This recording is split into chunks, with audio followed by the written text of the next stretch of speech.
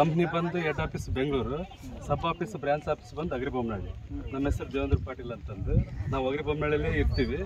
ನಾವು ಮಾರ್ಕೆಟಿಂಗು ಮತ್ತು ಪ್ರೊಡಕ್ಷನ್ ಎರಡು ನಮ್ಮ ಜವಾಬ್ದಾರಿ ಕೊಟ್ಟಿದ್ದಾರೆ ಕಂಪ್ನಿಯವರು. ಹಂಗಾಗಿ ಮಾರ್ಕೆಟಿಂಗು ಮತ್ತು ಪ್ರೊಡಕ್ಷನ್ ಎಲ್ಲ ಜವಾಬ್ದಾರಿ ನಾವು ನೋಡ್ಕೊತಾ ಇದ್ದೀವಿ.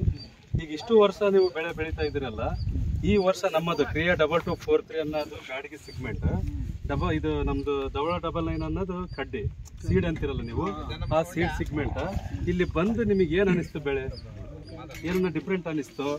ಏನು ಉತ್ತಮ ಆಯ್ತು ಅಂತ ಅನಿಸ್ತು? ಇಲ್ಲ ಸರ್, ಸ್ವಲ್ಪ ಚೆನ್ನಾಗಿ ಕಾಣ್ತದೆ. ಎಲ್ಲ ಕಂಪ್ನಿ ನೋಡಿರ್ತೀರಾ ನೀವು, ಬಲ ಇದೆನಾ?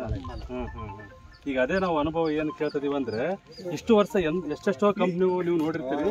ನಾವು ಹೊಸದಾಗಿ ಜಾಲಿಬೆಂಚ ಗ್ರಾಮಕ್ಕೆ ಕೊಟ್ಟಿದ್ದೀವಿ ನಿಮಗೆ, ರೈತ ಬಾಂಧವರಿಗೆಲ್ಲ.